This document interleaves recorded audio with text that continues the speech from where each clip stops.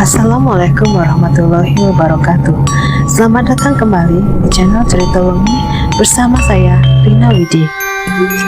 Tibalah waktunya saat seorang pria tampan datang ke rumah Ibu Retno dan mengutarakan perasaannya hingga niatnya menikahi Ibu Retno. Saat itu juga Ibu Retno menolak, entah karena ia tidak mencintai pria tersebut atau karena takut mengkhianati suami gaibnya. Pantang menyerah, pria itu tetap kembali mengutarakan rasa cintanya dan mengajak Ibu Retno menjalin hubungan rumah tangga. Hingga pada akhirnya, hubungan tanpa status pun dimulai dari sini.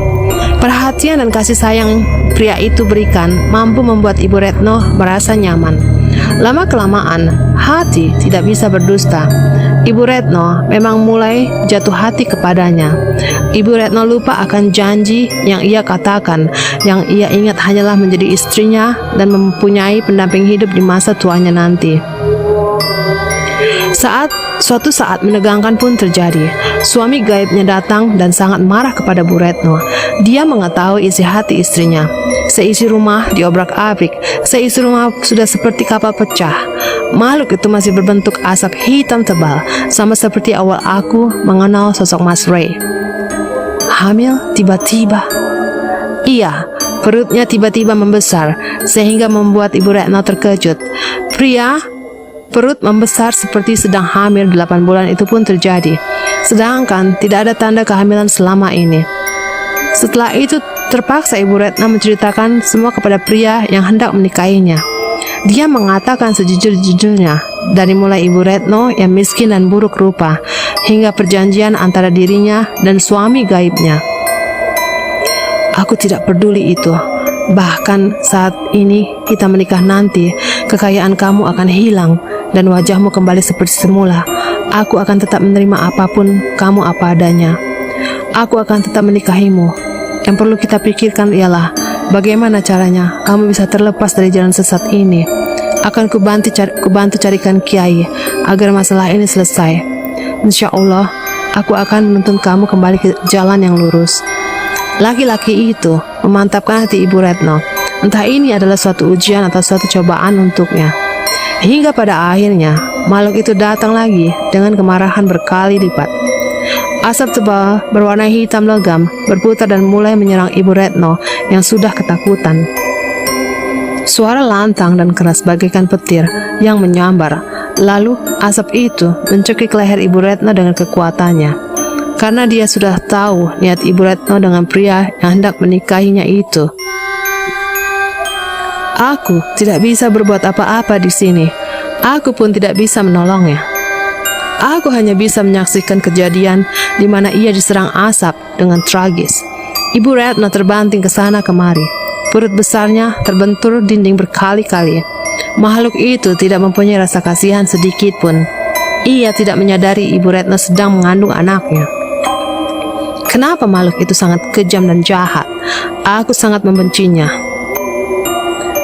Ibu Retno merintih menahan sakit. Tangisnya begitu menyayat hati. Permintaan ampun tidak mampu membuat asap itu berhenti menyiksanya. Darah terus keluar deras. Badannya memar dan terluka.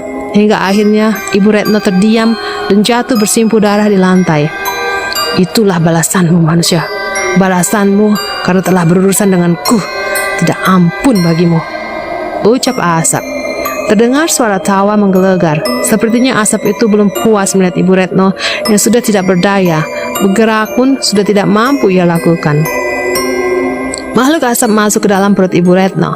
Semua terekam jelas. Spontan, Ibu Retno berteriak histeris memukuli perutnya. Tak lama kemudian, makhluk asap keluar dan menghilang dengan cepat. Apakah asap itu mengambil janin Mas Ray dari perut Ibu Retno? Inilah awal mulanya Mas Ray dijadikan bangsanya. Aku memberanikan diri mendekat setelah makhluk itu pergi. Aku menyentuh badan Ibu Retno yang sudah tidak mampu membuka mata. Di sini, aku tidak berguna. Aku tidak bisa menolong Ibu Retno. Menyentuh badannya saja begitu sulit. Tubuhnya seperti bayangan, tidak mampu aku sentuh. Aku terus berusaha memanggilnya meski ku tahu Ibu Retno tidak akan bisa mendengar dan menjawabku. Sungguh malang nasib Ibu Retno. dan andai saja tidak melakukan perjanjian itu. Saat ini hanya akulah yang menjadi saksi hembusan nafas terakhirnya, tanpa ada seseorang pun yang mengetahui sebab meninggalnya Ibu Retno. Ku ambil sedikit darah Ibu Retno dengan botol kecil pemberian kakek Thohir. Lalu, bagaimana cara aku menolong Mas Ray? Bukankah aku masih ada di masa lalu? Ya Allah, tolong, aku tidak tahu bagaimana cara keluar dari masa ini. Tiba-tiba, rumah bergetar sangat hebat hingga aku terjatuh ke lantai. Secepat mungkin, aku berusaha keluar dari rumah menuruni tangga dengan cepat. Ada apa ini? Gempa, teriakku. Guncangan hebat dimulai saat kejadian meninggalnya Ibu Retno. Aku berlari keluar dari rumah besar ini dengan bersusah payah. Turun melewati tangga demi tangga, lalu terjatuh ke sana kemari dengan rasa takut yang luar biasa. Rumah besar Ibu Retno sedikit demi sedikit runtuh dan roboh. Bagaimana nasib Ibu Retno di atas? Pikirku sembari terus berlari sampai akhirnya aku berhasil keluar. Ternyata bukan hanya rumah Ibu Retno, melainkan rumah warga yang lain pun sama. Hampir semua bangunan runtuh dan roboh. Semuanya hancur tidak tersisa. Orang satu kampung mencari keselamatan dan membawa barang-barang berharganya. Namun, apalah daya, semuanya meninggal seperti debu-debu yang berterbangan. Apakah ini yang disebut murka dari Allah? Jika Allah berkehendak, semua mudah Ia lakukan, termasuk menyiapkan sebuah desa terkutuk, di mana mereka telah percaya dengan manusia dan lebih memilih bersekutu dengan setan. Mereka menyekutukan Allah dengan nama harta yang ternyata sama sekali tidak bermanfaat. Sungguh mengerikan. Jadi, seperti ini awal mula lahan kosong di desa ini, hingga akhirnya ada kehidupan lagi. Di mana lorong hitam yang akan membawaku menemui Mas Ray? Aku tak sanggup menyaksikan lebih jauh lagi. Ini benar-benar menakutkan. Aku berdiri sendiri di tengah mayat-mayat mereka. Aku ingin segera pergi dari tempat ini. Lorong hitam tiba-tiba muncul di depanku. Lorong itu seolah memintaku bersegera. Aku masuk dengan segera. Cepat sekali aku terbawa lorong hitam. Ku pejamkan mataku demi mengurangi rasa takut di dalam lorong. Aneh, mengapa perjalanan terasa lebih panjang dari sebelumnya? Entahlah, aku terus berdoa untuk keselamatan diri sendiri. Tolong, tolong! Terdengar suara banyak sekali teriakan. Laki-laki dan perempuan berkumpul di suatu tempat. Di ujung sana, mereka berteriak meminta pertolongan.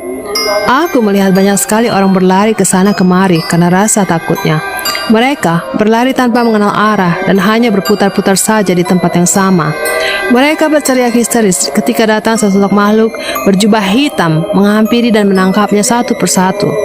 Di tempat lain, aku melihat banyak orang yang sedang diikat tangan dan kakinya di sebuah dinding yang tinggi. Sebelumnya, aku tidak pernah melihat dinding sekokoh itu. Banyak orang yang berteriak meminta ampun ketika anak panah menancap di badannya. Mereka menancapkan satu demi satu anak panah ke tubuh yang dia kehendaki. Darah bercucuran, badan sudah membiru. Aku tidak tega melihat mereka menangis dan menjerit menahan sakit. Namun tetap saja mereka tidak dihiraukan. Tempat apa ini lagi? Ya Tuhan, tolong, aku takut, aku ingin pulang, aku menyesal, aku ingin kembali ke duniaku. Suara yang tak asing ku dengar. Tiba-tiba, aku melihat Ibu Retno di sana. Ia sedang dibaringkan di atas logam panas yang sudah dilelehkan itu oleh makhluk yang sama. Badannya sudah mengelupas, kulit sudah terbakar habis.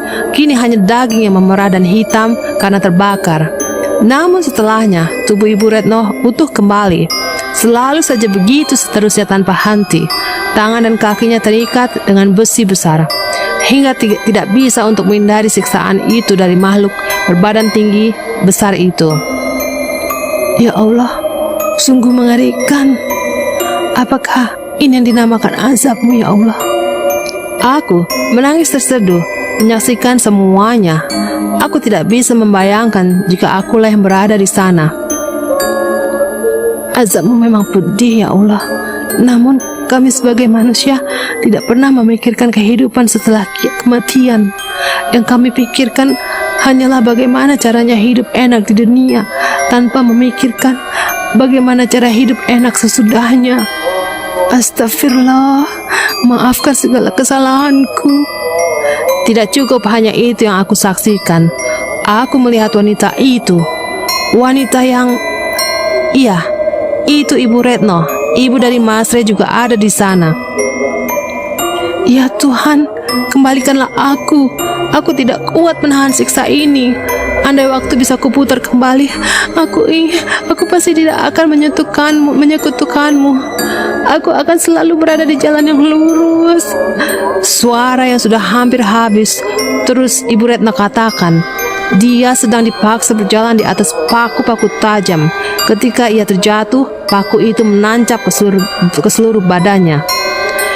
Sudah berpuluh tahun Ibu Retno ada di sini, berkumpul dengan banyak sekali orang, terutama Ibu Reni yang baru saja meninggal kemarin. Begitu lamanya mereka di sini. Ramai sekali tangisan dan teriakan histeris, jeritan-jeritan orang yang menyesali perbuatannya. Namun sungguh sayang, penyesalan sesudah kematian memang sudah tak ada artinya lagi. Aku hanya bisa menyaksikan dari kejauhan, namun terasa sangat dekat, kupandang jelas.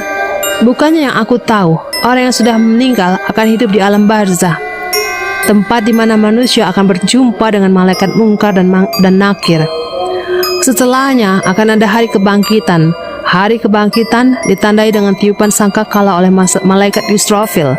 Tiupan pertama bisa disebut dengan kiamat. Kemudian tiupan kedua, semua manusia tanpa terkecuali akan bangkit dari kebinasaan.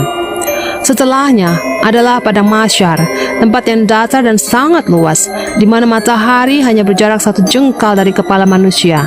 Tak terbayang betapa panasnya di sana, betapa hausnya ketika manusia berada di padang mahsyar. Di sana, setiap manusia akan diadili tergantung amal perbuatan semasa hidupnya. Semoga kita termasuk orang-orang yang mendapatkan syafaat Rasulullah di padang mahsyar ini. Amin. Setelahnya, kita akan berada di Yaumul Mizan, di mana amal manusia akan ditimbang. Jika manusia lebih berat amal timbangannya, maka ia akan mendapatkan keselamatan, dan begitu sebaliknya. Setelah Yaumul Hisab, amal perbuatan yang kita lakukan akan dihitung di sana.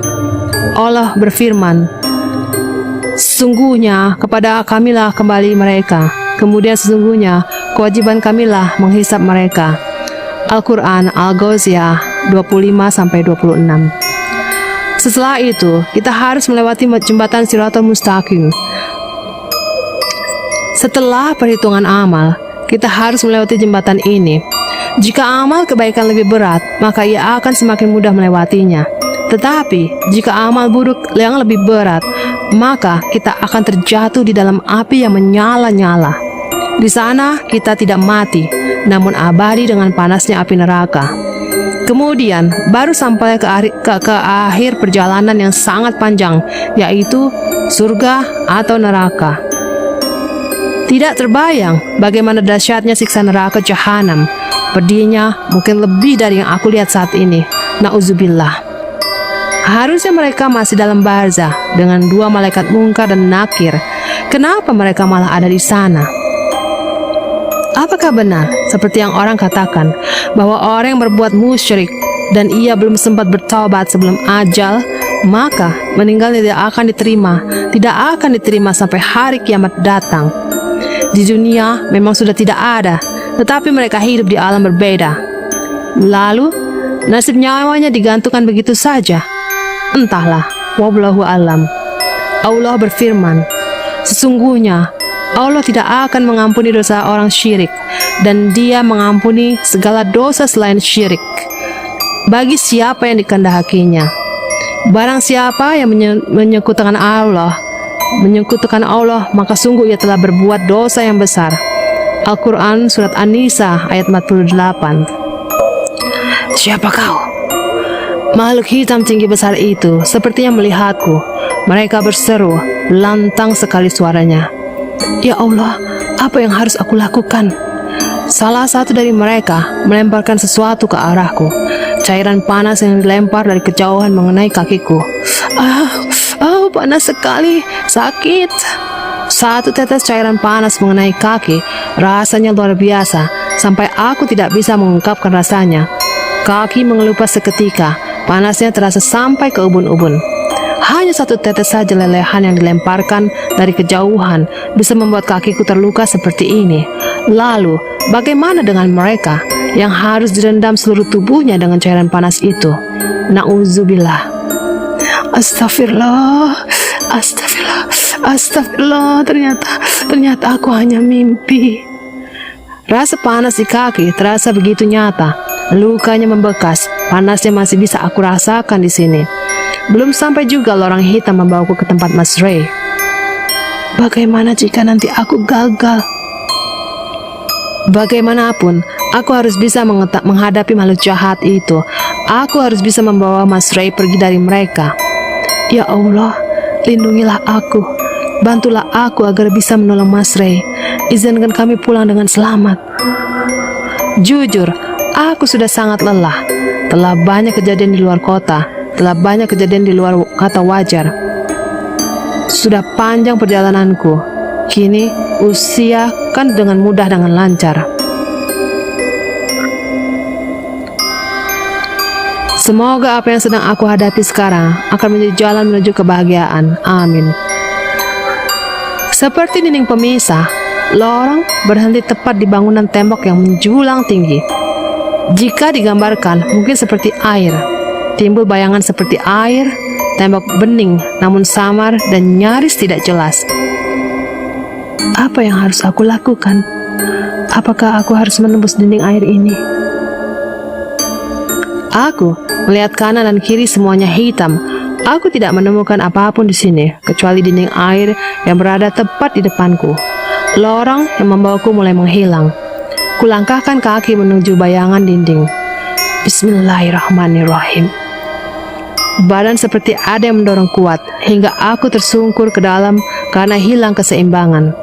Sekarang aku berada di tempat yang penuh dengan asap, seperti sedang berjalan di atas awan. Tetapi jika biasanya warna asap berwarna putih, sekarang aku berada di tempat asap berwarna hitam keabu-abuan. Bersyukur aku masih bisa melihat meskipun dengan jarak dekat. Kabut asap sangat mengganggu pandangan. Langkah kaki ku hentikan. Asap mulai masuk ke dalam mataku. Pedih sekali rasanya. Kamu tidak boleh menyerah, Ratih. Sudah jauh perjalanan yang telah kamu tempuh. Kamu tidak boleh menyerah begitu saja. Tujuanmu menolong Mas Ray di sini. Ingat, dia membutuhkan pertolonganmu. Dia lebih sakit dan penderitaannya jauh lebih berat darimu. Yang harus kamu ingat, ada Hafiza dan keluarga yang sedang menunggu di rumah. Pasti mereka sangat mencemaskanmu. Mereka mencarimu, Ratih. Bertahan dan yakinlah. Aku pasti bisa. Aku pasti bisa. Aku terus berjalan menahan rasa pedih pada mataku dan mencoba mencari jalan agar sampai ke tujuan. Sebenarnya aku tidak tahu arah mana yang harus aku lewati. Semuanya begitu terlihat sama. Panjang perjalanan yang kutempuh, namun belum juga kutemukan tempat yang sama seperti di dalam mimpiku. Di mana sebenarnya tempat itu? Harus ke arah mana lagi aku berjalan, ya Allah? Aku takut di sini sendirian. Berikanlah petunjukmu. Tiba-tiba, aku terjatuh karena menginjak sesuatu.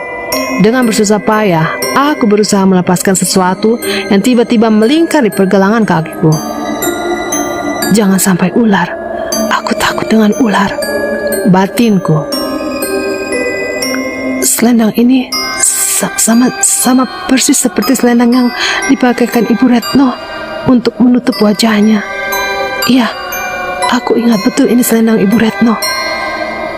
Aneh, kenapa selendang miliknya bisa di sini? Meskipun mataku sulit terbuka dan asap selalu menghalangi pandangan, aku bisa melihat jelas selendang hijau ini. Entahlah, aku tidak bisa menahan pedih mataku lebih lama lagi. Mungkin jika sekarang aku berada di depan cermin, sudah pasti mataku memerah. Bukan hanya asap, semakin jauh aku berjalan, Hawa panas pun semakin menyelimuti. Keringat yang deras menetes membasahi pakaian. Aku akan gunakan selendang ini sebagai penutup mata. Dan ternyata benar, setelah mataku tertutup selendang, aku lebih bisa leluasa melihat sekeliling dengan jelas. Selendang ini sangat membantuku. Lama aku berjalan, lama aku menahan rasa lelah. Kakiku yang nyaris tidak bisa digerakkan karena perjalanan panjang yang sudah ditempuh. Akhirnya, sampailah di mana tempat tidak ada asap sama sekali. Aku telah berhasil melewati jalan kabut di belakang. Di ujung jalan, terdapat sebuah bangunan besar. Kulangkahkan kaki berjalan menuju bangunan tersebut. Bangunan terlihat kokoh dari kejauhan. Dengan langkah payah, aku tidak kuat lagi meneruskan perjalanan. Aku tidak bisa melanjutkan. Kedua kaki tiba-tiba sakit, sehingga sulit sekali digerakkan. Sepertinya aku memang harus beristirahat sejenak. Tidak boleh terlalu memaksakan diri jika ingin semuanya baik-baik saja. Akhirnya, aku putuskan untuk beristirahat dan akan bermalam di sini. Terlebih dahulu, suasana juga hampir gelap. Menyandarkan badan di bawah pohon besar membuatku sedikit terlepas dari penat. Pohon yang belum pernah kulihat sebelumnya. Ini batangnya sangat besar dan menjulang tinggi. Daun-daunnya membentang luas sehingga sangat cocok untuk berteduh dari panas maupun hujan. Aku memijat kedua kakiku. Tulang-tulang terasa sangat nyeri kurasa. Bukan hanya kaki, namun seluruh badan. Terlebih luka pada kakiku. Mimpi dilempar cairan panas kurasakan dengan nyata. Gelap gulita. Tidak ada sedikit pun cahaya di sini. Di tempat luas seperti ini, aku seorang diri menanti datangnya terang kembali. Kupejamkan kedua mata sembari membaca doa keselamatan. Aku yakin Allah selalu bersamaku di setiap langkah.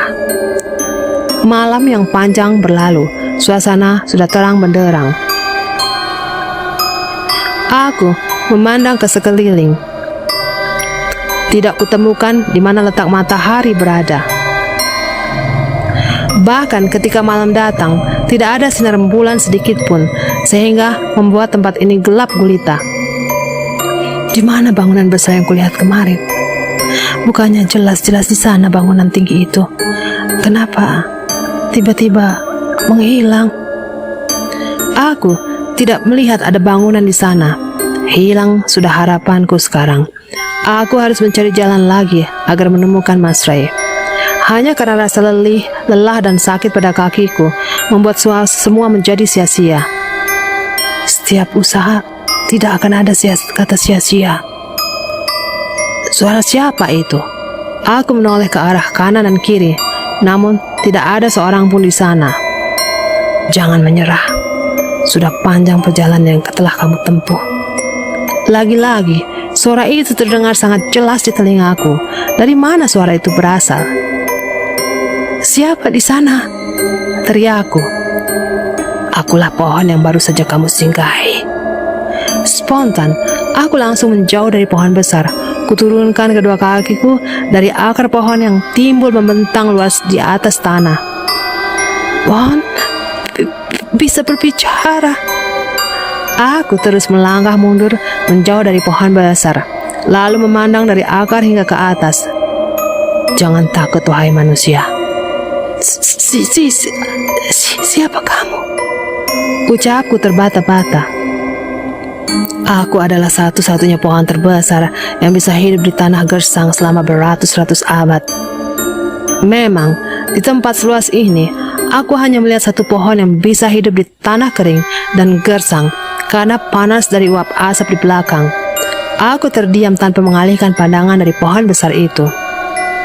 Aku tahu tujuanmu kemari. Pohon itu menggerakkan daun-daun. Apa yang hendak kamu tanyakan padaku? Aku akan menolongmu.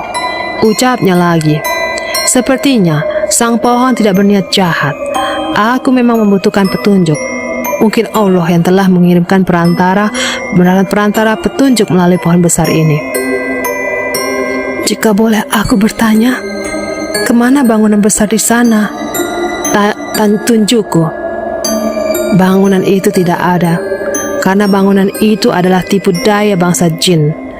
Itu hanyalah bayangan yang terlihat nyata, bertujuan untuk menarikmu berjalan ke sana, hingga akhirnya kamu akan terjatuh ke dalam jurang kematian. Jawabnya, astagfirullah, ternyata bukan hanya rintangan, tetapi banyak sekali jebakan.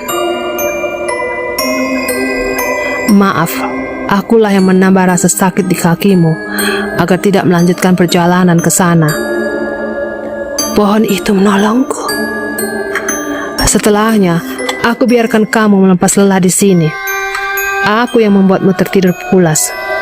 Ucapnya kembali. Mengapa kamu menolongku? Tanya aku. Karena doa-doa di setiap langkahmu. Bukankah kamu berdoa meminta keselamatan pada Tuhanmu? Dia mengabulkan doa itu melalui perantara tanpa kamu sadari. Jelasnya, iya, apa yang dikatakan pohon itu besar. Allah, apa yang dikatakan pohon itu benar. Allah berfirman, berdoalah kepadaku, niscaya akan aku perkenankan bagimu. Sesungguhnya orang-orang yang menyombongkan diri dari menyembahku akan masuk neraka jahanam dalam keadaan hina dina. Surah Al-Mu'min ayat 60. Berhati-hatilah, mereka sudah mengetahui kedatanganmu. Mereka? Siapa? Siapakah makhluk yang sedang menyiksa Mas Ray? Mereka sudah tahu kedatanganku. Mereka adalah makhluk yang akan kamu hadapi. Sewaktu kamu sedang tertidur, mereka mencarimu.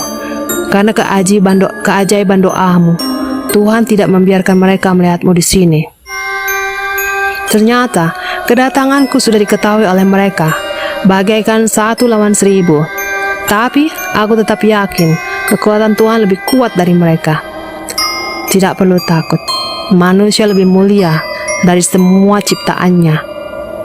Pohon itu mengingatkanku kepada salah satu firman Allah.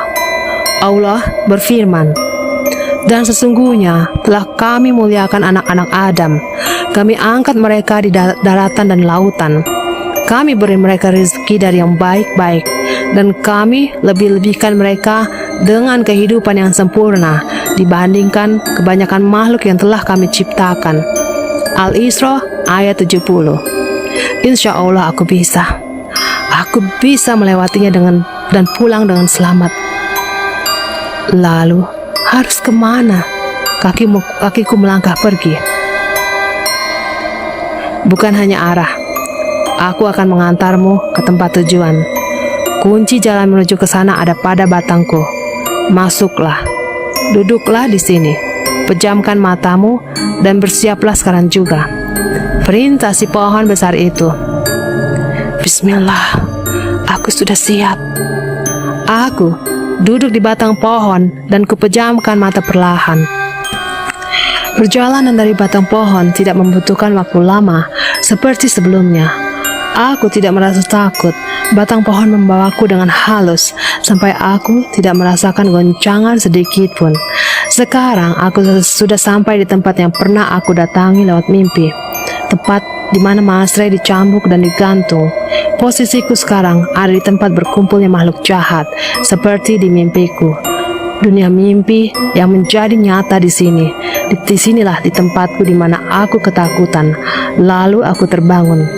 Tapi kali ini tidak mungkin aku terbangun dari tidur saat ketakutan itu melandaku. Ya Tuhanku, berilah keajaibanmu. Bangunan yang sudah tua, namun masih berdiri sangat kokoh. Tempatnya sangat kumuh dan kotor. Hawa panas karena kobaran api di lingkaran besar. Sebuah batu yang besar, tempat persembunyianku masih ada di sana. Di mana Mas Ray? Kenapa aku tidak melihatmu di sini? Di mana makhluk jahat itu? Kenapa semuanya tidak ada di sini? Sejak sampai, aku tidak menjumpai satupun dari mereka. Tempat ini sepi dan hening. Hanya ada suara percikan api dari lingkaran tersebut. Aku berjalan melangkah mendekati tempat terikatnya Mas Ray. Dia tidak ada di sana. Hanya kobaran api yang masih menyala. Kemana kamu Mas Ray? Apa kamu telah bebas? Mengapa jika kamu sudah bebas, kamu tidak menemuiku? Ucapku lirih. Apakah Mas Ray masuk ke dalam lingkaran itu? Apakah Mas Ray sudah... Kuhentikan perkataanku. Semoga apa yang aku pikirkan tidaklah benar. Mas Ray pasti selamat. Dia masih hidup. Aku sampai ke tempat ini demi kamu, Mas. Aku belum terlambat. Aku harus mencarinya sekarang. Kulangkahkan kakiku mencari Mas Ray, berjalan terus sembari berdoa supaya diberikan petunjuk. Sebenarnya aku takut ada di sini, ya Allah. Hilangkanlah rasa takutku ini.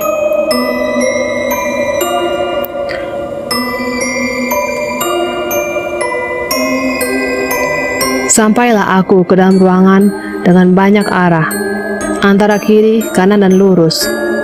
Sepertinya di dalam tempatnya sangat luas. Ini 3 jalan untuk bisa masuk ke dalam. Arah mana yang akan aku masuki terlebih dahulu? Di mana kamu, Mas Ray? Aku mencarimu. Tiba-tiba, selendang yang masih kubawa terjatuh. Bagaimana mungkin bisa terjatuh? Selendangku biarkan terpasang di leherku. Logikanya saja, ketika selendang kain jatuh, pasti akan menumpuk tidak beraturan. Tapi, selendang ini tiba-tiba terjatuh dengan posisi tegak lurus. Apakah artinya aku harus berjalan lurus ke depan? Ku ambil selendang itu kembali dan berjalan lurus ke depan. Bismillah, semoga ini adalah jalan yang benar. Panjang sekali ruangan ini. Tempat ini sempit dan gelap. Aku mengandalkan dinding di sisi kanan dan kiri agar bisa tetap berjalan lurus ke depan. Benar saja, terdengar banyak sekali suara sorak-sorai dari ujung ruangan. Aku mendengar mereka semua sedang tertawa. Ruangan sangat luas, mungkin lebih luas dari 10 kali lipat lapangan bola. Aku merasa berjalan mengikuti suara yang semakin jelas terdengar. Ada 2 arah antara kanan dan kiri. Suara ini berasal dari pintu kanan. Aku harus cepat. Ada apa sebabnya di sana? Aku ingin bertemu dengan Mas Ray, bagaimanapun keadaannya sekarang. Baru saja ku coba melangkah ke ruangan, aku sudah terpental jauh. Aku terjatuh, tersungkur, dan badanku terbentur dinding. Kenapa aku bisa terpental? Kenapa aku tidak bisa masuk ke dalam? Tak bosan, kupanjatkan doa kepada Sang Pencipta segalanya. Semoga Allah mengizinkan aku untuk masuk ke dalam dengan lindungannya. Allahu Akbar. 1 kali gagal. Untuk yang kedua kalinya, ku coba kembali dengan perasaan was-was. Bismillahirrahmanirrahim. Allahu Akbar. Aku berhasil. Aku masuk ke dalam ruangan dengan sangat berhati-hati. Namun, apa yang aku lihat di sana? Di dalam ruangan, aku melihat ada banyak sekali makhluk yang sama seperti di mimpiku. Mereka sedang berkumpul. Bukan hanya beberapa, tapi ada ribuan makhluk. Karena riuhnya di ruangan, mereka tidak menyadari kedatanganku. Hus! Banyak sekali cicak yang hinggap di dinding. Aku mencoba mengusirnya karena semua cicak berusaha mendekatiku. Cicak yang kulihat di sini tidak sama dengan cicak pada umumnya. Warnanya hitam legam, matanya hijau, dan tubuhnya lebih kecil dari cicak yang lainnya. Dari mana cicak itu datang? Bukankah dari awal masuk tidak ada seekor cicak pun yang kujumpai? Semua cicak serentak bersuara keras. Sepertinya mereka ingin memberitahu makhluk yang sedang berkumpul bahwa aku ada di sini. Cicak itu terus bersuara tanpa henti. Aku harus tahu ada apa di sana. 4 langkah dari posisi semula, berniat melihat ada apa di sini. Namun, tiba-tiba langkahku terhenti. Setelah salah satu mereka berkata lantang kepada yang lainnya, "Semua diam. Sepertinya tercium bau manusia di sini." Dek. Apa boleh buat? Aku tidak bisa meneruskan langkah. Di sana tidak ada Mas Ray. Aku harus segera cepat berlari dari mereka karena mereka sudah tahu kedatanganku di ruangan ini. Tujuanku adalah Mas Ray. Kuhentikan langkahku sejenak. Aku menoleh ke belakang. Sepertinya mereka hanya curiga, tapi tidak mengejarku. Syukurlah. Aku masuk ke jalan yang tadi kulewati, di mana ruangan sempit dan gelap. Dengan jalan seperti ini, apa mereka bisa melewatinya? Sedangkan badan mereka besar-besar. Ataukah ada jalan lain yang terhubung dari jalan ini? Apa itu yang membuat mereka tidak mengejarku? Akhirnya, aku sampai ke tempat semula. Aku kembali ke ruangan yang sangat luas, di mana ada jalan di sisi kiri dan kanan. Mungkin aku harus memilih jalan kanan. Semoga ini memang jalan yang benar. Aku masuk dengan berhati-hati, sunyi dan hening. Di ruangan ini, langkah kaki terdengar jelas. Suara gema yang dihasilkan bangunan ini sangat kuat. Jika aku berteriak, mungkin saja seluruh ruangan akan bisa mendengarnya. Di sini tidak ada apa-apa. Mas Ray tidak mungkin ada di sini. Astagfirullah. Astagfirullah. Tiba-tiba, penerangan mati total. Gelap gulita. Ada apa ini? Aku merogoh saku gamis di dalam mukena yang masih aku pakai. Namun, ketika aku keluarkan Al-Quran kecil pemberian Nenek Thohir, tempat ini terang kembali. Apa yang aku lihat di ruangan ini? Semua makhluk sudah memenuhi ruangan. Ribuan makhluk menatap tajam dengan bola matanya yang besar. Matanya merah menyala, wajahnya menakutkan. Tidak ada tawa seperti yang aku dengar di saat mereka berkumpul. Ya Allah, apa yang harus aku lakukan? Aku harus terlihat tenang, meskipun keringat dingin sudah membanjiri seluruh bagian badanku. Jantungku berdebar sangat kencang. Nafasku kian tidak beraturan. Hai manusia! Serunya. Salah satu dari mereka menyeru. Suaranya menggelegar. Hebat sekali ternyata. Ternyata kau bisa sampai kemari dengan selamat. Aku terdiam. Kulihat mereka masih terus memandangku tajam. Kumundurkan 2 langkah kakiku ke belakang. Berani sekali kau datang ke tempat ini, seorang diri. Makhluk itu melantangkan suaranya. Aku tidak sendiri. Aku bersama Allah. Dia selalu ada di setiap langkahku. Jawabku. Tuhanmu hanya mengantarkan nyawamu pada kami. Kau bisa selamat sampai ke sini. Tapi jangan harap kau selamat setelah pertemuan ini. Mereka mentertawakanku. Terlihat gigi panjang dan gigi taring yang hitam. Lalu apa tujuanmu, ha? Aku diam tanpa kata. Dasar bodoh. Semua manusia itu bodoh dalam mempercayai bangsa kami, ucapnya. Tidak semua orang mempercayaimu, jawabku, berusaha tenang menutupi rasa takutku. Hampir semua manusia mempercayaiku.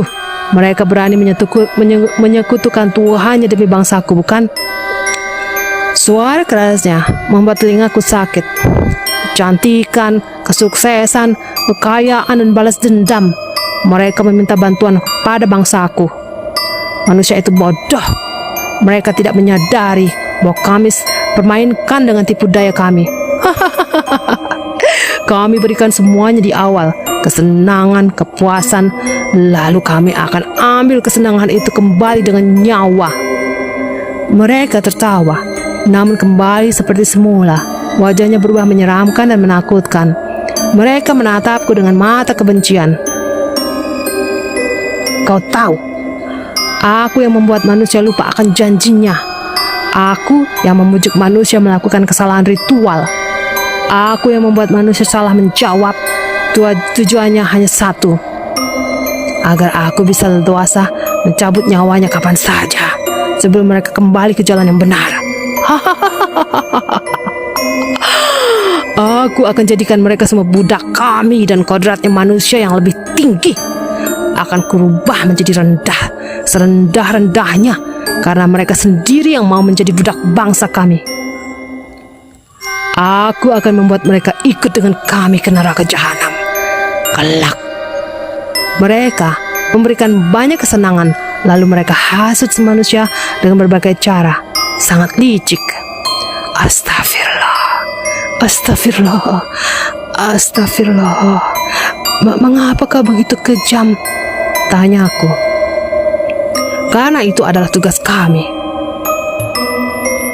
Ini adalah sumpah bangsa kami untuk menyesatkan manusia. Karena engkau telah menghukumku tersesat, maka saya benar-benar akan menghalang-halangi mereka dari jalanmu yang lurus. Kemudian saya akan mendatangi mereka dari muka dan dari belakang mereka, dari kanan dan dari kiri mereka. Dan engkau tidak akan mendapati kebanyakan mereka bersyukur. Al-A'raf ayat 16-17. Itulah awal mula sumpah iblis kepada Allah ketika ia harus diusir dari surga. Begini detailnya. Dahulu kala iblis hidup di surga. Ia makhluk yang sangat taat kepada Allah. Namun Allah ciptakan manusia pertama, yaitu Nabi Adam di surga. Penciptaan Nabi Adam oleh Allah membuat iblis tidak senang. Apalagi ketika Allah memerintahkan malaikat dan iblis bersujud kepadanya, Nabi Adam. Bertambahlah ketidaksukaan iblis kepada Adam. Iblis menolak perintah Allah untuk bersujud kepada Nabi Adam. Iblis menganggap dirinya lebih baik dari kedudukannya, lebih tinggi dari Nabi Adam, karena dirinya diciptakan dari api, sedangkan Nabi Adam hanya diciptakan dari segumpal tanah. Pernyataan iblis itu membuat Allah sangat murka. Kemudian Allah keluarkan iblis dari surga karena kesombongannya. Sejak itulah iblis menyimpan kebencian dan dendam kepada Nabi Adam beserta keturunannya, yaitu kita, semua umat manusia. Namun, bila iblis meminta izin kepada Allah untuk menggoda Nabi Adam dan seluruh manusia keturunan Nabi Adam ketika ia keluar dari surga, dan Allah pun mengabulkan permintaan iblis, karena bagaimanapun iblis pernah menjadi makhluk yang taat. Sehingga bagi mereka, manusia yang tergoda dengan tipu daya iblis, mereka akan kekal di neraka bersama. Allah berikan waktu untuk menggoda umat manusia sampai hari kiamat. Saat itulah iblis menggoda Nabi Adam agar memakan buah larangan yang dilarang oleh Allah di surga dengan berbagai macam cara. Hingga Nabi Adam terbujuk rayuan iblis dan keluarlah Nabi Adam beserta istrinya Siti Hawa ke bumi yang kosong. Disinilah awal mula manusia terlahir di bumi dan awal mula sumpah dendam iblis kepada keturunan Nabi Adam. Tidak terbayang, kesalahan iblis yang hanya menyombongkan diri itu bisa menjadi penyebab keluarnya dari surga. Lalu, bagaimana dengan kita umat manusia yang berlumur dosa? Apakah surga pantas untuk kita? Sedangkan, sungguh tidak ada manusia yang kuat hidup di neraka. Tetapi, Allah Maha menerima taubat seorang hamba, kecuali dosa syirik dan musyrik. Kenapa kau diam? Teriaknya. Kau sudah masuk juga ke tipuan kami. Apakah belum sadar juga, ha? Dia mencerna kata-katanya. Iya, itu masa lalu. Memang aku telah masuk ke tipuan bangsamu. Namun, dia bukan makhluk kejam sepertimu. Karena aku tahu asap hitam di masa laluku itu adalah Masrei. Ini adalah sebuah kekhilafanku dan kekhilafannya. Aku tidak berniat bersekutu dengannya. Ini semua ketidaksengajaan dan memang aku sempat terjerumus. Tetapi setelahnya aku menyesal dan bertobat. Begitupun sosok asap yang sekarang ku kenal sebagai Masrei. Apa maksudnya? Aku juga telah tertipu. Mereka menipuku. Aku bertanya pada diri sendiri. Semuanya masih memandangiku dengan sorot mata tajam. Asap hitam tebal. Asap berputar di atas ribuan makhluk itu. Entah dari mana asap itu berasal. Yang aku lihat, asap itu tiba-tiba sudah ada tepat di atas ribuan makhluk menakutkan. Asap itu turun ke bawah. Posisinya sama sejajar dengan yang lain. Semuanya tertawa. Mereka gembira karena kedatangan asap tersebut. Hal yang paling mengejutkan, sekejap asap itu berubah menjadi seorang manusia. Dia menampakkan wujudnya. Mengapa asap itu menjelma menjadi seorang manusia? Mengapa tidak menjelma menjadi makhluk berbadan hitam, tinggi, besar seperti yang lain? Dia adalah seorang laki-laki. Dia memakai baju polos serba hitam, kemudian memakai jubah yang menutupi kepalanya. Siapa dia? Kenapa dia tidak menoleh sama sekali? Apakah itu Mas Ray? Tidak, ini tidak mungkin. Jika itu Mas Ray, dia pasti akan menemuiku, bukan malah berkumpul dengan mereka yang telah menyiksanya selama ini.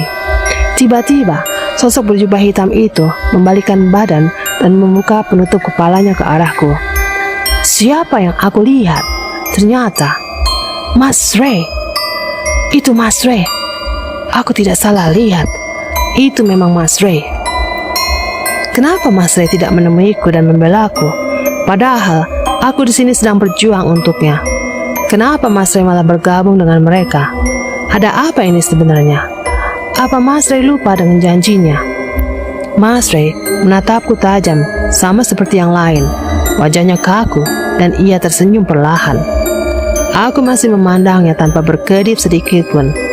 Ada rasa bahagia dan rasa takut ketika melihatnya.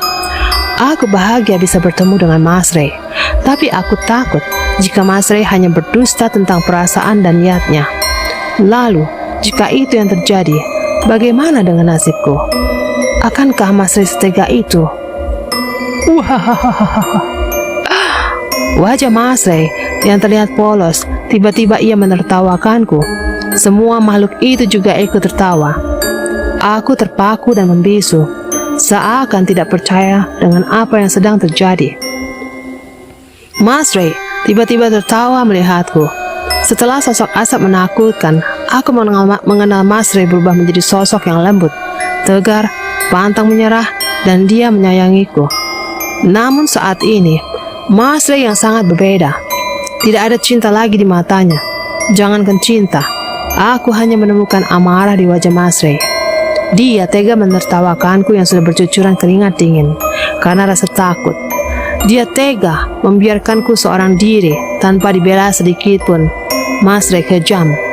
Sampai di sinikah harapan indah ternyata tidak sesuai dengan apa yang diinginkan. Lalu selama ini, ucapan Mas Ray mencintaiku hanyalah dusta. Aku tidak menyangka semua akan terjadi seperti ini pada akhirnya. Apa ini juga sebuah tipuan halus mereka? Dan aku ditipu olehnya, seperti yang dikatakan makhluk itu padaku. Aku selama ini yakin dan mempercayainya, sampai pada akhirnya aku mulai mencintai dan mengharapkan Mas Ray. Bersusah payah aku melawan rasa takut. Berbagai macam caraku, aku berusaha agar tidak sampai ke tempat ini. Tetapi ini hasilnya mengecewakan. Ya Allah, apa benar aku tertipu? Bukan hanya jantungnya berdebar kencang, tapi kali ini hatiku juga sakit dan hancur. Isak tangis tersimpan dalam dadaku. Sakit sekali rasanya. Kuusap air mataku. Biarlah, kekecewaan ini ada di dalam hati. Kepercayaanku sudah lenyap. Tidak ada sedikit pun rasa iba. Mas Ray, dia masih saja tertawa bersama yang lain. Apa maksud semua ini? Tanyaku, mengusap air mata yang masih mengalir.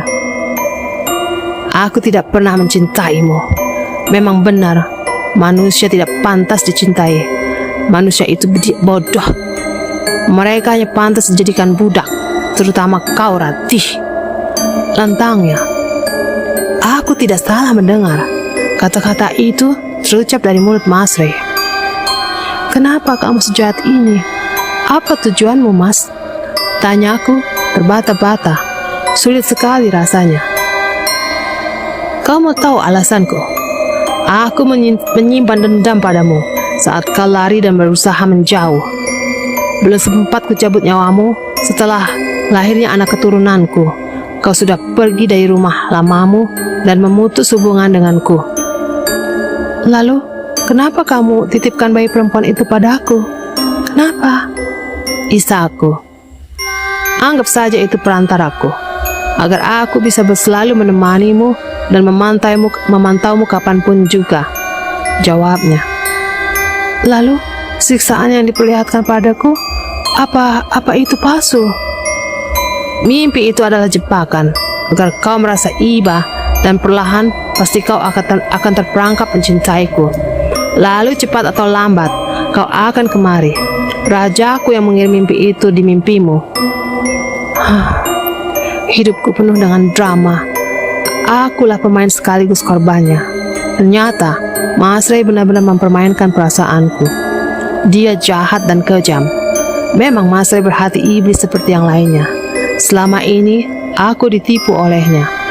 Aku telah tertipu sudah sangat jauh.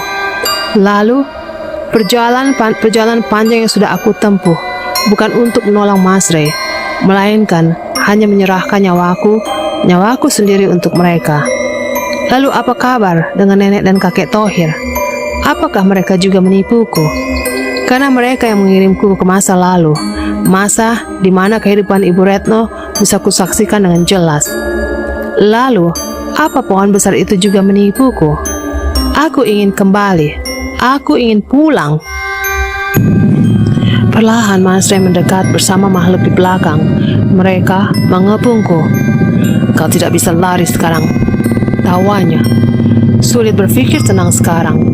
Orang yang selama ini berusaha membuat percaya, ternyata dia menginginkan nyawaku. Semua sudah berada di sekelilingku. Gigi taring dan kuku yang tajam, mereka semakin dekat. Apa yang harus aku lakukan sekarang? Aku sudah sampai ke tempat ini. Aku ingin pulang. Aku rindu Hafizah, Dani, anakku. Aku rindu kedua orang tuaku. Mas Ray tidak mempunyai sedikit pun rasa kasihan melihatku. Aku sudah tidak lagi mengharapkan dia. Hanya satu yang kuinginkan, bebaskan aku. Biarkan aku keluar dari tempat ini dengan selamat dan kembali bersama keluargaku. Aduh, aku terjatuh, terbentar membentur dinding saat Mas Ray menunjuk jarinya ke arahku. Ada dorongan hebat dari jari tangannya. Niat membunuhku itu memang akan dia lakukan. Mas Ray tidak main-main dengan ucapannya untuk melukaiku. Bahkan, dia tidak berpikir panjang ketika tiba-tiba menyerangku. Kulihat ke sekeliling, makhluk itu juga menginginkan kebinasaanku. Aku seorang diri yang berada di tengah-tengah mereka. Bagaimana ini ya Allah? Ya Allah, berikan aku perlindungan-Mu. Batinku. Kedua kalinya, Mas Ray menunjuk jari tangannya ke arahku. Belum sempat aku bangkit dari serangan pertamanya. Sekarang aku harus merasakan sakitnya serangan kedua Mas Ray. Aku sudah seperti daun yang tertiup angin. Dengan mudahnya aku terpontang-panting. Kejam. Aku benci dia. Sekarang aku berada di sudut dinding terjauh. Badanku sulit terasa digerakkan, terbentur ke sana kemari. Sedangkan Mas Ray terbahak-bahak menyaksikan kesakitanku ini. Mana Tuhanmu, Ratih? Sosok menyeramkan itu membuka suara. Dia menanyakan, di mana Tuhanku? Tuhan yang kau bilang selalu menemani di setiap langkahmu itu. Sekarang di mana dia? Bahkan saat kau sudah tak berdaya begini, dia tak hadir menolongmu. Ucapnya. Benar kan kataku? Tuhanmu hanya mengantar nyawamu pada kami di sini. Serentak, mereka tertawa sangat keras. Ada dua pilihan untukmu. Mau langsung kubunuh atau kami siksa dulu? Tanya Mas Ray. Sungguh, aku tak percaya. Mengapa dia bisa setega ini? Bukannya merasa bersalah, dia malah memberikan sebuah pilihan antara langsung membunuh atau menyiksaku terlebih dahulu. Aku harus pulang. Kemudian aku bangkit dan berusaha berdiri tegak. Memar seluruh badan akibat benturan. Ku beranikan diri memandang Mas Ray dan makhluk menyeramkan itu dengan seksama. Demi Allah, kalian yang ada di sini adalah musuh Allah. Teriakku. Ya Allah, bantulah aku menghadapi musuhmu yang kejam ini.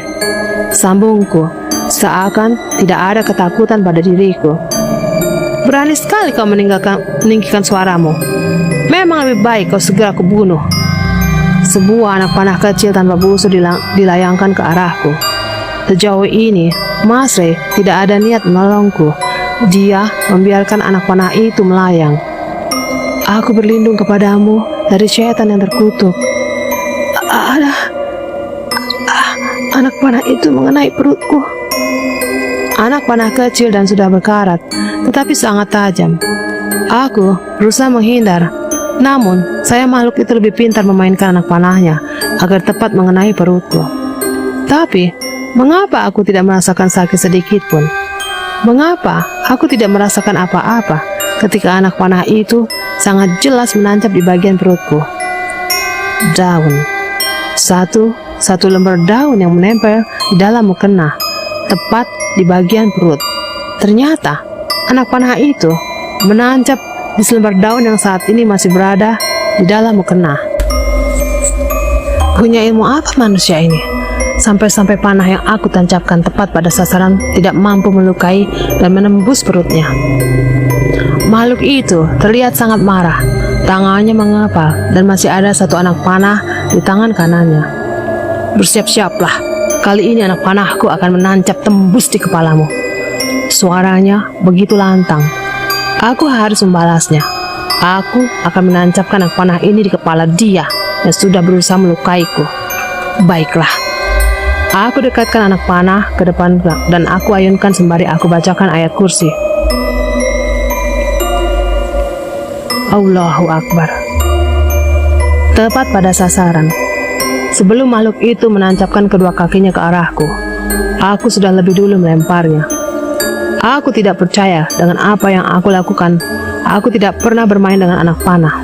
Tapi aku bisa menancapkan tepat pada sasaran panah itu masuk ke dalam dada makhluk itu. Seperti senjata makan tuan sekarang. Terjatuh. Makhluk itu terjatuh dari berdiri tegaknya. Semua memandangku dengan kemarahan, terutama Mas Ray. Dia sangat marah melihat salah satu dari mereka terjatuh dan terluka karenaku. Panas, panas, keluarkan anak panah ini dari dalam jantungku. Panas, tolong keluarkan dari dalam dadaku. Semuanya sibuk menolong, kecuali Mas Ray. Dia mengambil anak panah tersebut dan bersiap membalasku. Kemarahan Mas Ray semakin menjadi-jadi. Wajahnya memerah, kedua tangannya mengepal. Dia sangat murka. Jangan lakukan itu Mas Ray, aku mohon. Aku terus memohon kepada Mas Ray, tapi permohonanku itu tidak bisa mengurangi niatnya untuk membalasku. Aku pasrahkan semuanya kepada Allah, hidup dan matiku sekarang. Tak lepas, doa-doa selalu kupanjatkan di dalam hati. Kupejamkan mata. Anak panah tanpa busur terdengar sudah dilepaskan dari tangannya. Ya Allah, ya Rabb. Aku berusaha menghindar dari anak panah. Spontan tanganku menggapai selendang hijau yang masih berada di pundakku. Kukibaskan anak panah itu dengan selendang, dan apa yang terjadi setelahnya? Kibasan selendang memantulkan anak panah dan mengenai Mas Ray dengan cepat. Kubuka mataku perlahan. Memang benar, Mas Ray terjatuh. Ia sedang kesakitan dan meminta tolong padaku. Ratih, tolong aku, sakit sekali. Tolong aku, Ratih. Pintanya memalas.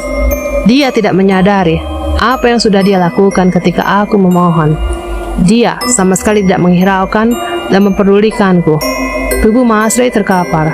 Anak panah itu menancap di bagian perutnya. Ya Allah, Mas Ray. Aku berdiri tepaku melihatnya, mendengarnya terus memohon dan memintaku untuk menolongnya. Mengapa masih saja aku merasa kasihan, padahal dia jahat dan kejam? Kualihkan pandanganku dan berusaha tidak melihatnya. Ratih, tolong aku. Tolong keluarkan anak panah ini dari perutku. Kamu yang menancapkannya dan hanya kamu yang bisa mengeluarkannya. Sakit, Ratih. Sakit sekali. Tubuhnya menggeliat. Aku masih tetap saja diam, tidak menggubrisnya. Meskipun hati ini sakit melihat orang yang sudah mulai aku cintai terluka olehku. Tetapi aku menolongnya. Akulah yang akan diserang balik, dan sudah pasti aku mati di tangannya. Aku tidak akan bisa pulang berkumpul dengan keluargaku. Tidak, aku tidak akan tertipu lagi. Sudah cukup. Ratih, tolong. Aku tidak tahan lagi. Maafkan aku, Ratih. Maafkan aku. Aku sudah memaafkanmu. Jawabku menjauh. Ratih, pergi. Tolong aku. Jika terlalu lama anak panah ini bersemayam di perutku, aku pasti akan mati. Tolong aku, Ratih. Aku berjanji tidak akan melukai dan menghalangimu lagi. Lagi-lagi dia berjanji. Janji dusta sudah tidak akan aku percaya lagi. Cukup sekali dan tidak akan terulang lagi. Pikirkan hati anak kita, Rati. Dia sangat merindukanku. Bagaimana perasaannya kalau tahu aku telah mati? Saat aku dengar kata itu, aku teringat Hafizah. Dia memang sedang merindukan ayahnya, tapi bukan ayah yang jahat seperti Mas Ray. Anggap saja ini balasanmu. Hafizah tidak akan senang mempunyai ayah yang licik, jahat, dan kejam sepertimu. Maafkan aku, Rati. Jangan pergi. Aku terus menjauh dari Mas Ray dan sudah tidak mau mendengar perkataannya lagi. Awas kau, Rati. Jika aku selamat nanti, tunggu pembalasanku. Tunggu pembalasanku. Aku akan lipat gandakan sakitnya dari apa yang aku rasakan saat ini. Terdengar dari kejauhan. Suara Mas terdengar jelas meskipun ia telah lemah. Astagfirullah. Dalam keadaan begitu saja, dia masih ingin membalasku. Kuhapus butiran air mata yang tersisa di pipiku. Saat ini adalah saat yang tepat untuk pergi meninggalkan tempat ini. Ya Allah, berikan kemudahan dan berikan keselamatan agar aku bisa kembali. Aku menoleh ke belakang. Terima kasih. Terima kasih atas kebahagiaan semua yang telah kau berikan selama ini. Terima kasih atas semua janji dustamu selama ini. Terima kasih. Kau telah menghadirkan rasa cinta, namun pada akhirnya hanya luka yang kudapatkan.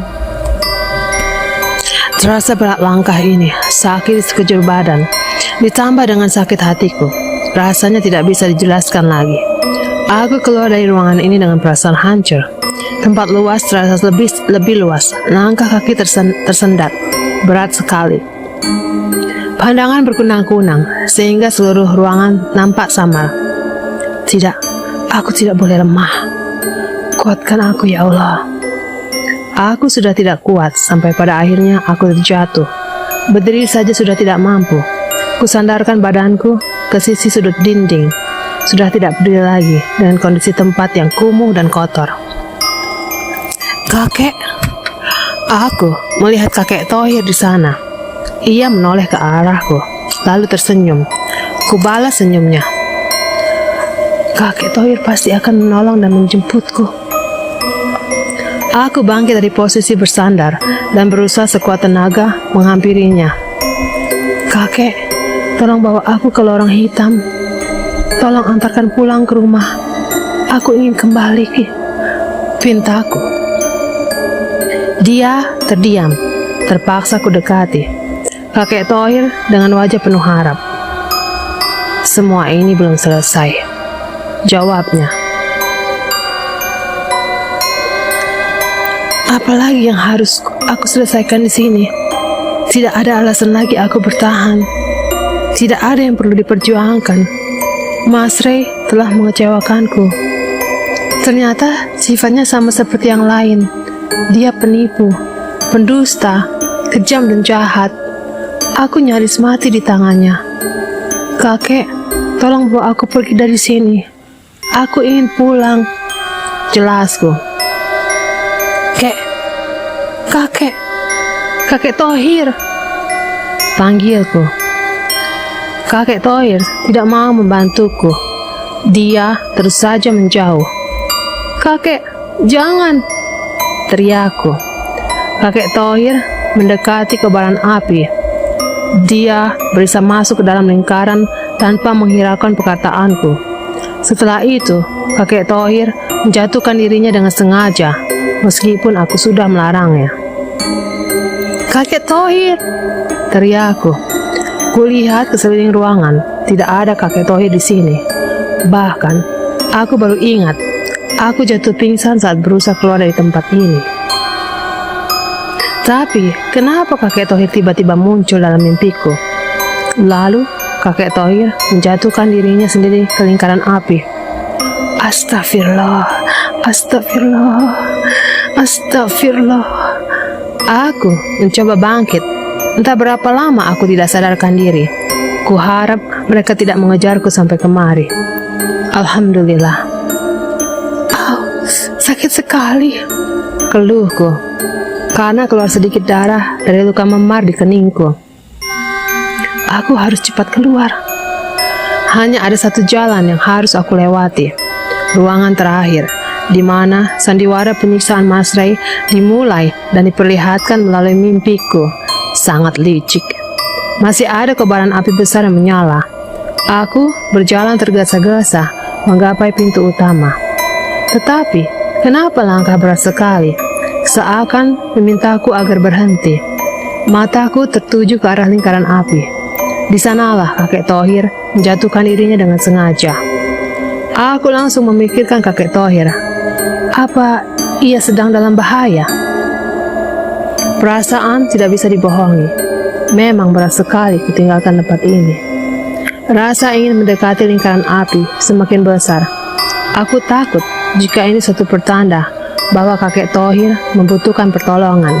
Dia masuk ke dalam lingkaran api itu ketika hendak menolongku kemari. Aku mendekat, sangat dekat.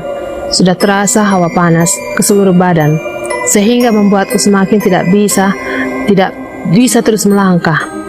Tapi, kenapa hati kecilku memintaku terus melangkah? Bagaimana caranya aku bisa ke sana, sedangkan kobaran api itu sangat besar? Sakit. Telinga berdengung sangat keras. Carilah mata air yang berada di dekat pohon besar, lalu kembalilah ke dalam. Siramkan air tersebut ke kobaran api, segera. Ucap suara misterius. Suara siapa itu? Sepertinya aku mengenalnya. Itu suara nenek Thohir. Apakah memang kakek Thohir dalam lingkaran api ini? Jika benar begitu, kakek Thohir sedang dalam bahaya. Aku harus berusaha menyelamatkannya. Di tengah pencarian, aku menemukan mata air yang terletak di samping pohon besar. Pohon itu seperti pohon yang pernah menunjukkan petunjuk untuk waktu itu. Kenapa bisa pohon ini ada di sini? Kedua tanganku pergunakan untuk mengambil air. Setengah berlari, ku bawa ke dalam ruangan itu kembali. Tetapi tetap saja air itu habis, menetes di tengah jalan. Setidaknya aku sudah berusaha. Aku akan mengulanginya lagi sebelum kobaran api itu mati. Tekadku. Sesampainya, aku hanya bisa membawa air beberapa tetes saja di tanganku. Lalu, bagaimana caraku agar bisa memadamkan api ini, ya Allah? Bagaimana caranya Ratih memadamkan api sebesar itu? Beberapa tetes air yang kuambil berada dalam cangkupan tangan. Bagaimana bisa sedikit air ini mampu memadamkan api sebesar itu? Sudahlah. Aku akan terus mengambilnya kembali dan akan mengulangi hingga api bisa padam. Bismillahirrahmanirrahim. Keajaiban. Sedikit demi sedikit api besar itu padam. Memang sulit dipercaya, tapi jika Allah Maha berkehendak, maka terjadilah. Banyak sekali kejadian aneh yang menimpaku, banyak pula keajaiban yang sangat membantu. Terima kasih ya Rob. Aku beranjak mendekat ke mulut lingkaran. Masih terasa sangat panas saat kusentuh. Ternyata ini sebuah sumur kosong tanpa air yang sangat dalam dan juga luas. Siapa di sana? Teriakku. Aku seperti melihat ada seseorang di dalam sana. Apakah itu kakek Thohir? Iya Tuhan. Kupanggil namanya berulang-ulang, tapi seseorang di dasar sumur itu hanya menggerakkan sedikit badannya.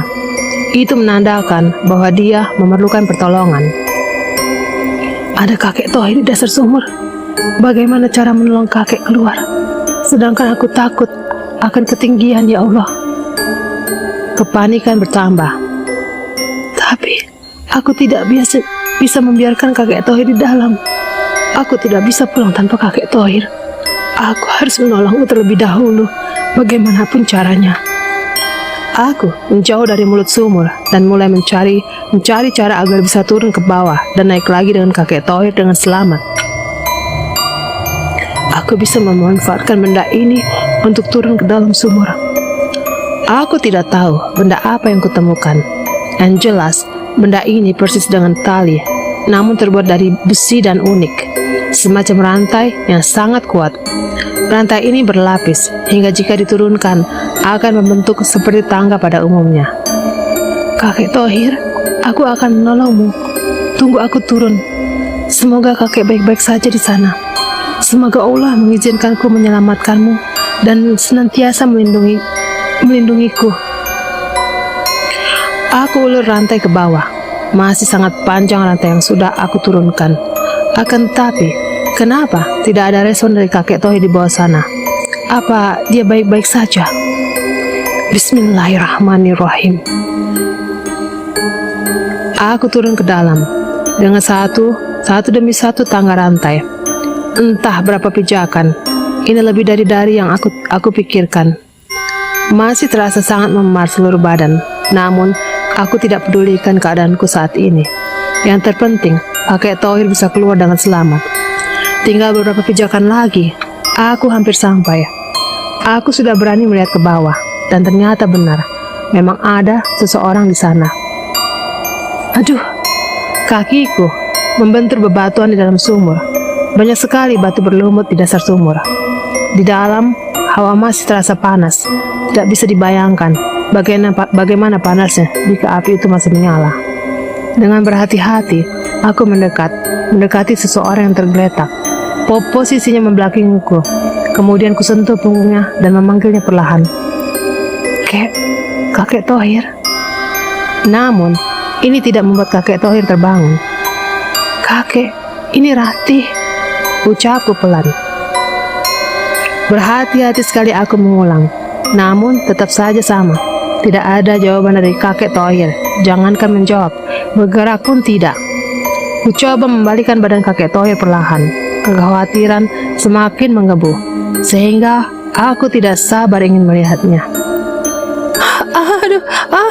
Spontan, aku langsung menjauh dari tubuh seseorang yang tergeletak lemah. Ternyata, siapa seseorang itu? Dia adalah Mas Ray. Bagaimana mungkin Mas Ray bisa ada di sini? Apakah ini jebakan dari mereka lagi? Bukankah Mas Ray sedang mengalami luka berat di perutnya? Yang kukira kakek Tohir, ternyata bukan. Mas Ray tergetak, matanya terpejam. Warna bajunya berbeda, tidak sama seperti Mas Ray jahat. Mas Ray memakai baju dan jubah berwarna hitam, tetapi Mas Ray yang ada di sini, dia mengenakan baju berwarna putih, persis dengan Mas Ray yang selalu hadir dalam mimpiku. Ya Allah, bagaimana jika dia hendak menipu dan menjebakku lagi? Lalu bagaimana jika ternyata Mas Ray ini adalah Mas Ray yang selama ini aku kenal? Lagi-lagi telingaku berdegung kencang, sehingga membuat kedua telingaku mengalami sakit yang sama. Ibu, tolong ayah Hafiza. Rintis suara yang tiba-tiba terdengar jelas dari dalam sumur. Itu suara Hafiza. Aku sangat merindukan anakku. Lalu, kenapa suara Hafiza memintaku agar menolong ayahnya? Apakah dia adalah Mas Ray yang sesungguhnya? Lalu, siapa yang bersama makhluk jahat di ruangan bergema? Siapa yang hendak membunuhku di sana? Jelas-jelas dia itu Mas Ray. Tapi, aku baru menyadari, Mas Ray yang selalu datang di mimpiku, bukan dia mengenakan jubah putih hitam, bukan dia mengenakan jubah warna hitam, melainkan pakaiannya berwarna putih seperti yang saat ini Mas Ray kenakan. Kulihat ke atas, tempat di mana Mas Ray digantung. Tali besi yang biasa digunakan untuk menyiksa Mas Ray pun masih ada. Ya Allah, apa ini cara mereka menghancurkan kepercayaan kepada Mas Ray? Apakah ini cara mereka agar aku membencinya? Apa ini cara mereka memutarbalikkan fakta? Mereka memfitnah Mas Ray yang saat ini sudah sangat lemah. Mereka membiarkan Mas Ray di dalam sumur agar aku tidak mengetahuinya. Lalu datang kakek Tohir di mimpiku. Dia memberitahu di mana keberadaan Mas Ray yang sesungguhnya. Astagfirullah. Aku berlari mendekat Mas Ray. Aku terlalu bodoh mempercayai mereka, hingga aku tidak bisa membedakan mana Mas Ray yang asli dan mana Mas Ray yang palsu yang hendak menjatuhkannya. Mas Ray, bangun Mas. Ini aku. Aku datang. Aku sudah ada di sini. Isaku. Bajunya penuh dengan darah. Pergelangan tangan dan kakinya terluka parah akibat bekas ikatan rantai besi. Wajahnya bengkak dan memar. Seluruh badan membiru. Mas Ray, bangun. Maafkan, aku telah mempercayai mereka. Maafkan, aku telah menganggapmu kejam. Aku sama sekali tidak membencimu. Bangun Mas. Mas Ray, aku percaya kamu. Kamu kuat. Aku percaya kamu pasti bisa, kata aku. Begitu sulit ku hentikan tangis. Satu tetes air mata jatuh dari pelupuk mata Mas Rey. Dia merespon dengan air matanya. Artinya, Mas Rey mendengarku. Dia tahu aku datang kemari untuknya. Mas Rey, bangun Mas. Aku tahu kamu bisa mendengar. Aku tahu kamu merasakan kedatanganku. Aku di sini. Bangun Mas. Kamu pasti kuat. Tapi Mas Rey tidak merespon lagi. Selain air mata yang terjatuh tiba-tiba, matanya lebam. Banyak sekali goresan luka. Sungguh begitu tersisanya kamu Mas. Sungguh menderitanya dirimu. Aku membuka Al-Quran kecil pemberian Nenek Thohir. Kubuka perlahan dan membaca dengan sangat berhati-hati. Lembaran Al-Quran memancarkan cahaya terang ketika dibuka, sehingga aku tidak kesulitan membaca Al-Quran tersebut meskipun dalam keadaan gelap. Ya Allah, berikanlah kesembuhan untuk Mas Rey. Bangunkanlah dia. Dan cerita pun bersambung.